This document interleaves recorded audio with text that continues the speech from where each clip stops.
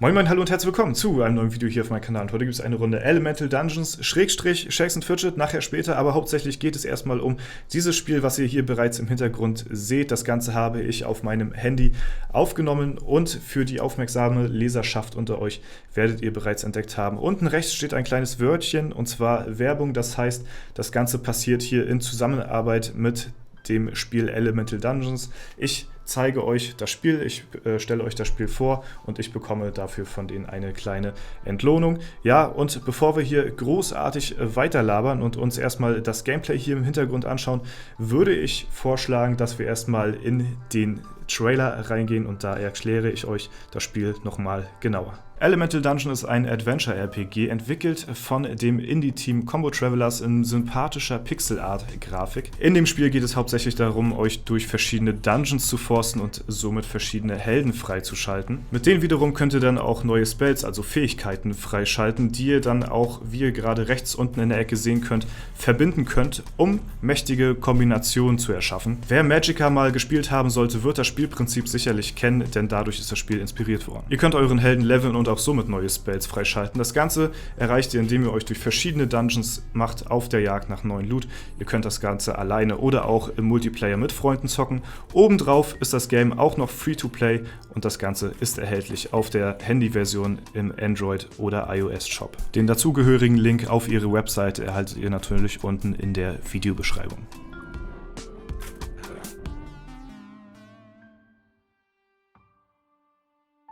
So Leute, ich führe euch mal ein bisschen rum. Ich habe das Ganze im Nachhinein aufgenommen hier und zeige euch mal, was hier alles so erhältlich ist. Ihr habt hier quasi eure Übersicht. Hier könnt ihr zum Beispiel, wo ich jetzt gerade drin bin, könnt ihr in verschiedene Dungeons reingehen und die freischalten, dort verschiedene Bosse klatschen.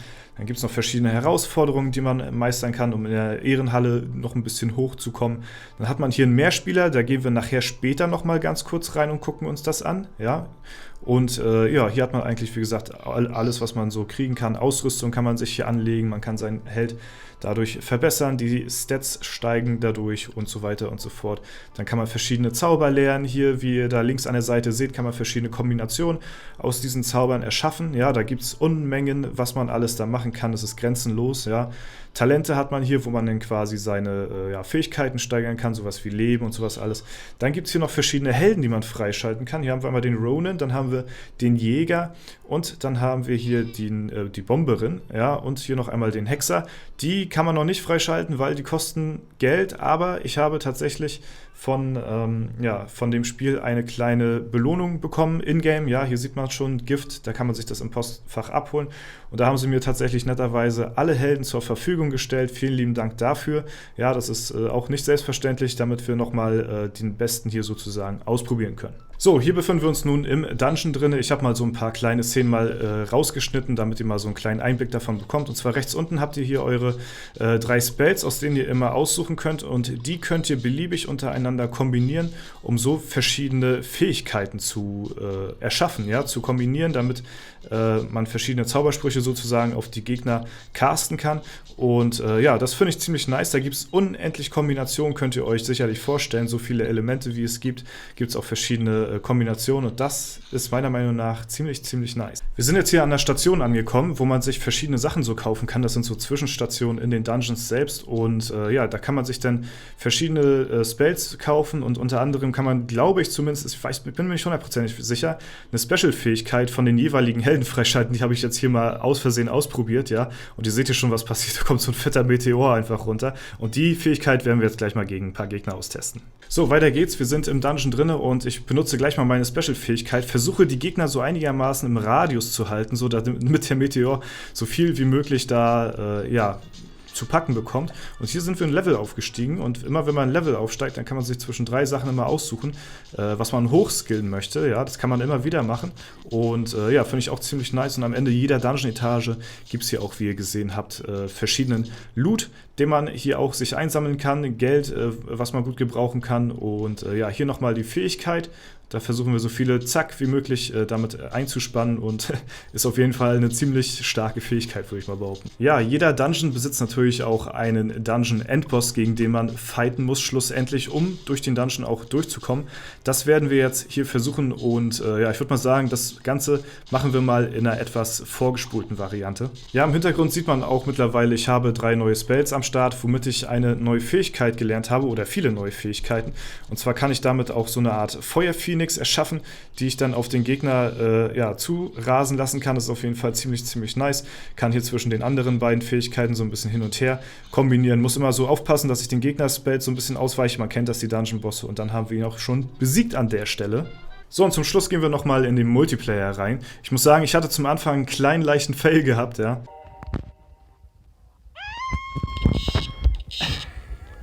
Ich muss sagen, den Multiplayer-Modus fühle ich auch sehr. Das ist so ein bisschen Battle Royale-mäßig. Von außen kommt so eine Gaswolke, die immer kleiner wird und man muss halt Spells aufsammeln. Es kann passieren, dass man da gegen die übelsten Freaks spielt. Ja, ist mir auch passiert. Aber ja, man muss halt nun mal dann besser werden. Ne? Am Ende bleibt mir nur noch zu sagen, vielen lieben Dank an Elemental Dungeons für die Kooperation. Finde ich sehr nice, euer Game. Pixel Art gefällt mir sehr gut. Vielen lieben Dank und Liebe geht raus. Dankeschön.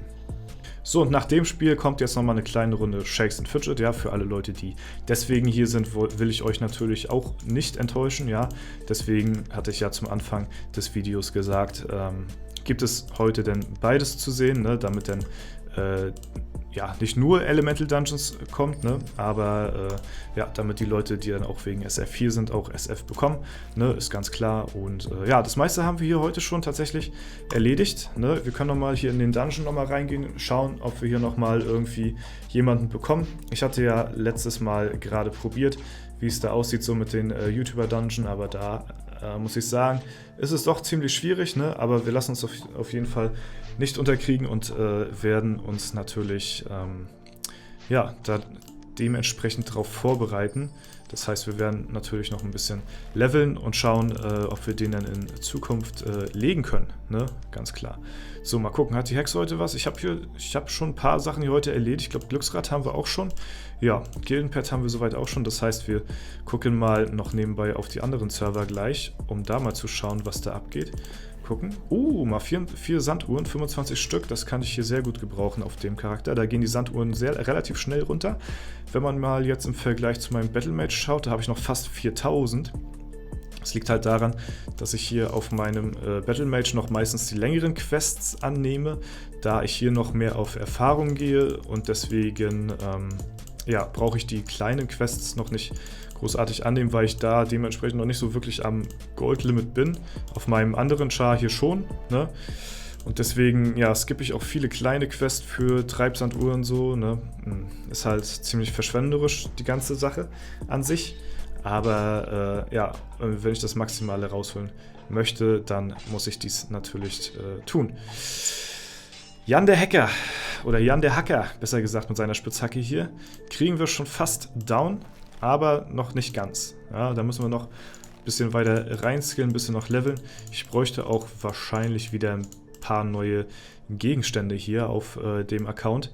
Das ist auch mittlerweile ja schon wieder ein bisschen outdated. Wir skillen mal nochmal hier alles in Ausdauer rein. Ich habe das Gefühl, als Battlemage ist es gar nicht so verkehrt, wenn man da ein bisschen mehr Ausdauer am Start hat. Das hätten wir auch vielleicht vor dem Kampf machen können, aber obwohl so viel Unterschied macht das Ganze ja dann auch wiederum nicht, ne? Melden uns hier zum Gildenkampf an, schauen, was so bei der Hydra geht. Ja, ist sehr hydriert heute wieder. Drehen hier am Glücksrad, bisschen am Rad drehen, man kennt ihn, ne? Den Wortwitz hat wirklich auch noch niemand gebracht hier, habe ich das Gefühl, in Shakes and Fidget. Ja, gut.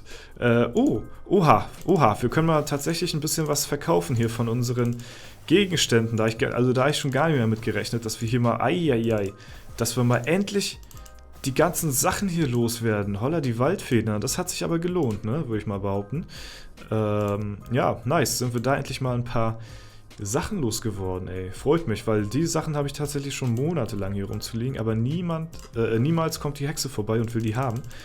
Ja, deswegen stecken wir gleich nochmal ein bisschen was hier in Ausdauer rein. Das ist natürlich sehr nice. Pets haben wir hier schon soweit durchgefüttert. Ja, schauen wir nochmal hier zum Hütchenspieler nochmal rein. Zack, schade, hat sich nicht gelohnt. und gucken mal rüber auf einen Free-to-Play Bearsy. Da werde ich vielleicht demnächst auch nochmal ein Video machen. Ich weiß nicht, wie der bei euch so ankommt. Allerdings passiert hier ja auch immer nicht allzu viel, ne? Ich denke mal, wenn ich den auf Level 400 habe, das dauert zwar noch ein bisschen, ja, aber ist auf jeden Fall der nächste Meilenstein, den ich hier erreichen werde mit dem Account. Dann werde ich auf jeden Fall mal ein Video machen, weil Level 400 als fast Free-to-Play ist ja schon ganz possierlich, würde ich mal sagen, ne? Also fast Free-to-Play natürlich, ne? Man kennt ihn, zum Serverstart hatte ich ja diese 10 Euro aufgeladen da und ja, davon hatte ich mir nicht mal dieses Anfangsangebot geholt. Ja, ist natürlich RIP, aber das war, ja, da war das Angebot halt auch eben noch nicht da gewesen. So, ne? So, haben wir hier auch durch. Wir haben hier ein paar Lucky Coins gesammelt, das freut mich sehr. Habe aber auch schon ein paar Tage nicht mehr gedreht. Das kommt dann auch noch mit dazu, ne? So, das sind alles Crap-Items, die können wir hier direkt verkaufen. 30, 20, 10. Ja, genau, okay. Geht sich genau aus, ohne dass wir hier Pilze bezahlen müssen. Ist immer sehr nützlich auf dem Free-to-Play. Und ja, dann gucken wir nochmal schlussendlich hier auf den Dämonenjäger. Ja, was wir hier so zu tun haben heute. Achso, warte mal, haben wir hier schon einen Hütchenspieler? Müssen wir auch dran denken. Guten Abend. Ja, schade, hat sich gelohnt, da beim Hütchenspieler vorbeizuschauen. Ja, hier auch. Ja, ich nehme nicht großartig was anderes an, außer Sanduhren. Alles andere lohnt sich meines Erachtens noch nicht wirklich so. Ja, selbst Kristalle auf dem Account hier auch noch nicht so worth. Auf meinem anderen schon, aber hier halt noch nicht, weil hier habe ich noch mehr Kristalle als alles andere, oder? Warte mal, hier.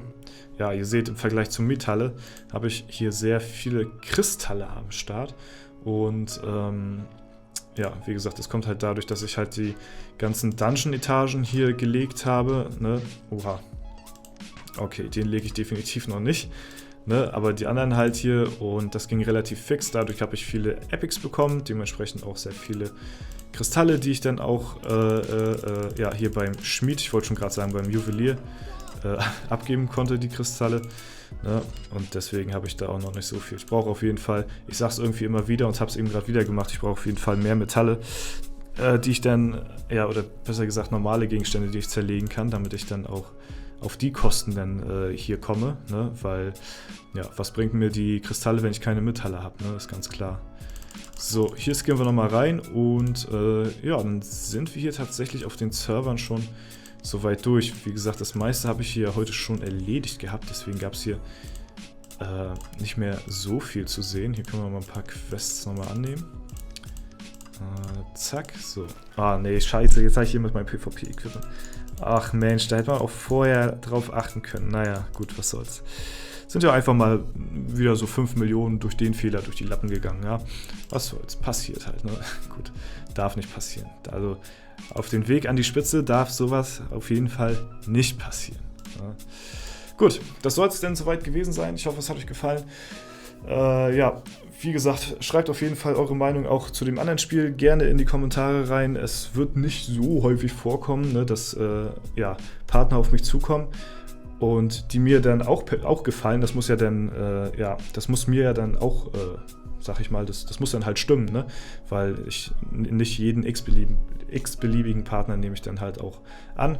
Da hat es auf jeden Fall gestimmt vom Game her und halt auch vom Zwischenmenschlichen her. Ja, das soll es dann soweit gewesen sein. Wie gesagt, alle Links findet ihr auch dazu unten in der Videobeschreibung.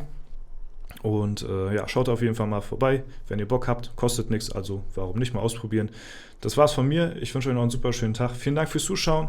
Haut rein und bis zum nächsten Mal.